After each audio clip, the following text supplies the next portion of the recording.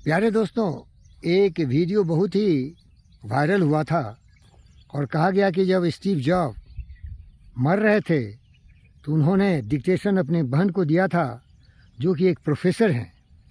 लेकिन मैं बताता हूँ, मरते समय आदमी अंतिम सांस गिनता है, उसमें इतनी क्षमता नहीं होती कि वो समाज को और दुनिया को कुछ दे सके। जब वो स्वस्थ थे तो एप्पल कंपनी और बहुत सारे कंपनी की रचना की और हज़ारों करोड़ लोगों के लिए नए नए गैजेट्स बनाए।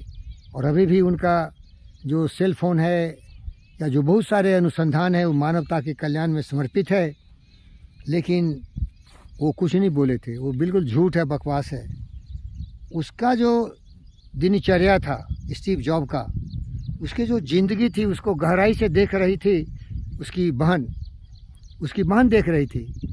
और उसने अनुभव किया कि अलेक्जेंडर की तरह स्टीव जॉब बिलियनेयर तो बना, कंपनी जो एप्पल थी उसको बहुत ही ऊंचाई तक पहुंचाया, तरह तरह के नए नए अनुसंधान किए, मशीन की तरह कार्य किया।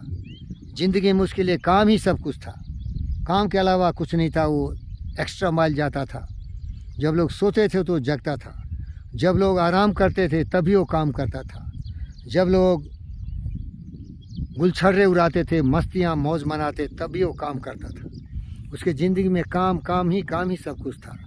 लेकिन जब वो मर रहा था तो अस्थि पंजर बिल्कुल दिख रहा था, क्योंकि पेनक्रियाज कैंसर से मरा था स्टीव जॉब। तो उसकी बहन ने अनुभव किया कि काश ये मिडिल पाथ फॉलो किया होता, बैलेंस किया होता, जिस तरह मैं कर रहा हूँ। यहाँ देखिए, मैं घनी वादियों में अपने VSTOM पर एडवेंचर राइटिंग करने आया हूँ, स्किल डेवलपमेंट प्रोग्राम कर रहा हूँ।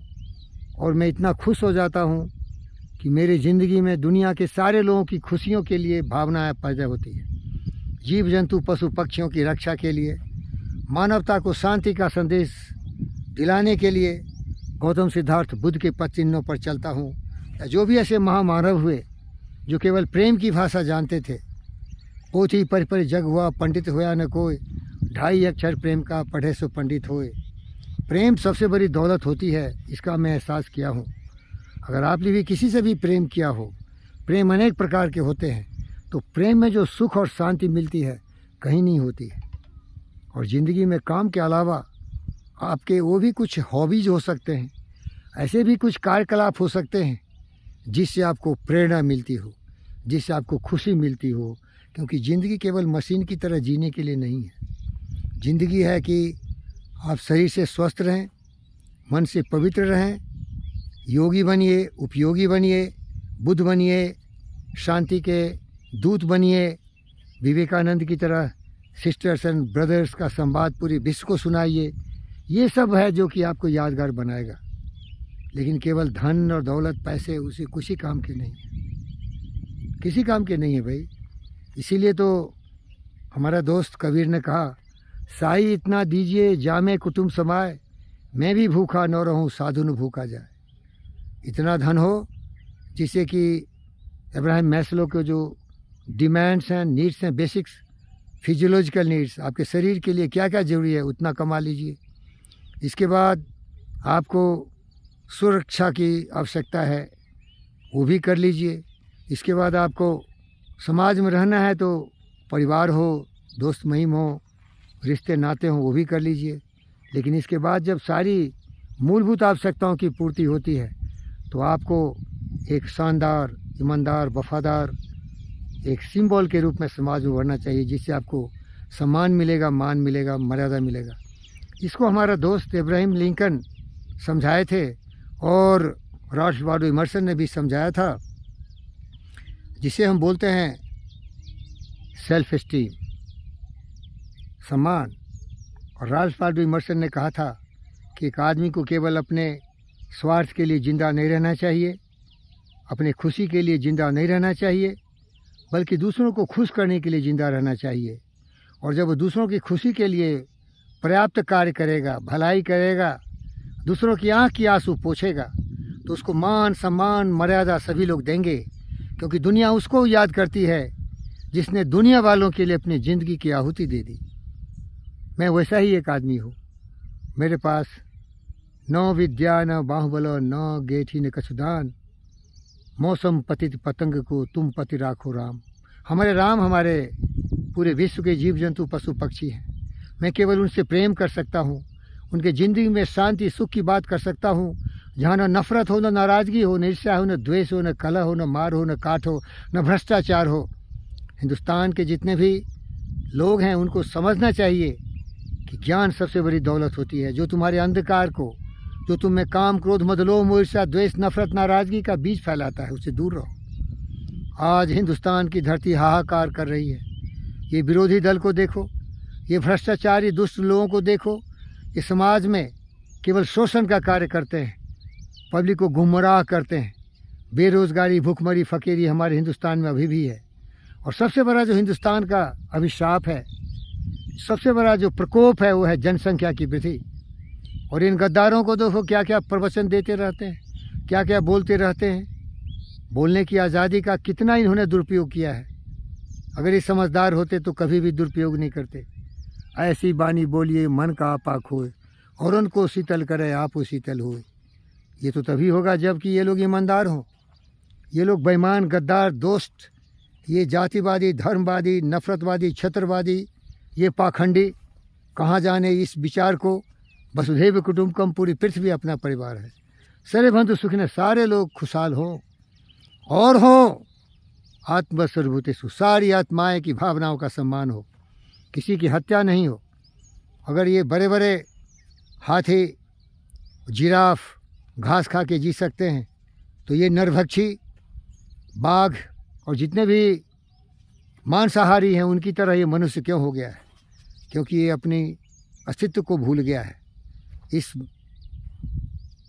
इस नादान को समझना चाहिए कि वो तुम्हारे पूर्वज हैं। और इसको बता के गया था थ्योरी ऑफ इवोल्यूशन में चार्ल्स डार्विन ने। भटकी कौन समझाए इनको? ये केवल खून के प्यासे हैं, ये केवल स्वार्थ के दीवाने हैं, ये केवल दूसरों की कब्र पर अपना महल बनाने वाले हैं। ऐसे अनेक गद्दारों को देखता हूँ, जो भिखारी था आज धनवान बन गया, और इसीलिए बना कि दूसरों की धन संपत्ति को कब्जा किया। राजनीति शरण में जाके उन राजनेताओं का सहयोग किया, और बेचारी भूखी जनता को इसने लूटा चूसा, खून की आंसू पी के हो रहे हैं। जागो मेरे हिंदुस्तान के युवा पीढ़ी, आप गरीब नहीं रह सकते। गरीब आप तब हैं जब आपको ज्ञान की कमी है, आपको बुद्धि की कमी है। धन नहीं रहने से कोई गरीब नहीं होता। गरीब वो है जो चोर उचक्का बदमाश शैतान लुटेरा है, जो काम क्रोध मदलोह मोह ईर्ष्या द्वेष के दलदलों में फंसा हुआ है, जिसने जीवन में केवल स्वार्थ ही देखा है। राजनेता बनता है इसीलिए कि कल चीफ मिनिस्टर बन जाए, प्राइम मिनिस्टर बन जाए, इसलिए नहीं कि जनसेवक बन के जनता की आँख की आंसू पोछे। मैं तो इसी चरित्र का आदमी हूँ। मुझे भी वी स्ट्रॉम चाहिए, बड़े बड़े बहुत पैसे कौड़ी चाहिए। ये ईमानदारी से किया जा सकता है। आपकी सेवा करेंगे तो अगर आप एक एक रुपये भी देंगे तो हमारे पास करोड़ों रुपये आ जाएंगे। तो सेवा की भावना से सेवा करो, न नेवा मिल जाएगा। लेकिन चोर उचके बदमाश धोखे लौंडेबाज गुंडेबाज दुष्ट साले फ्री करके गद्दी हथियाते हो और पूरा घोटाला करके हमारी भूखमरी फकीरी जनता में वर्तमान रहती है, और अपने चीफ मिनिस्टर और प्रधानमंत्री मिनिस्टर के सपने देखते हो। शर्म कर। जीवन का उद्देश्य है दूसरों के लिए जीना। मधुबन खुशबू देता है, सागर साबन देता है। जीना उसका जीना है जो औरों को जीवन देता है। खुदगर्ज दुनिया में इंसान की पहचान है। जो पराई आग में जल जाए वो इंसान है। मैं इंसान हूँ, आप भी इंसान हैं। फिर हैवानियत क्यों? काम क्रोध मदलोह मोह ईर्ष्या द्वेष क्यों? नफरत नाराज़गी क्यों? पूरी दुनिया जल रही है। रूस, अमेरिका, यूक्रेन, नेटो हेड्स किस तरह से भिड़े हुए हैं, सबको बर्बाद करने की चेष्टा में लगे। शर्म कर। हमें शांति चाहिए, हमें प्रेम चाहिए, हमें सहयोग चाहिए। हमारे पास सब कुछ है, लेकिन हमारी बुद्धि भ्रष्ट हो गई है। हम नफ़रत करते हैं, हम नाराज़ होते हैं, हम अपने ताकत का दुरुपयोग करते हैं जंगली जानवरों की तरह व्याघ्र प्रवृत्ति से। यही तो पशु प्रवृत्ति है। विचार लो कि मृत्यु हो न मृत्यु से डरो कभी, मरो परंतु यो मरो की याद जो करे सभी। हुई नो सुमृत तो वृथा मरे वृथा जिए, मरा वही जो जिया ना आपके लिए। दूसरों के लिए जीना सीखो, और जीने के लिए तुम्हें खुद काबिल होना पड़ेगा, कौशलवान होना पड़ेगा, ज्ञानवान, बुद्धिमान, सर्वशक्तिमान बनना पड़ेगा, धनवान बनना पड़ेगा, ज्ञानवान बनना पड़ेगा, तभी दूसरों की सेवा हो सकती है। केवल पैसे से नहीं। पैसे तो बहुत ही सांकेतिक है। जितने भी दुराचारी दुष्ट थे, हजारों अरबों करोड़ों कमा के गए, लेकिन थू थू किया लोगों ने। शर्म करो। सबसे बड़ी दौलत हमारी है लोगों की भावना का सम्मान करना, जीव जंतु पशु पक्षियों की रक्षा करना। जिस तरह दूसरे जीव जंतु दुखी होते हैं, वो दुख का एहसास होना और कभी भी किसी को दुखी नहीं करना। अच्छी वाणी, सच्ची वाणी, सच्चा कर्म, सच्चा आचरण, सच्चा व्यवहार, सच्चा हमारा धंधा हो जिससे हम कमाएं, सच्ची साधना, सच्ची तपस्या, यही हमारे जीवन का लक्ष्य हो। धन्यवाद।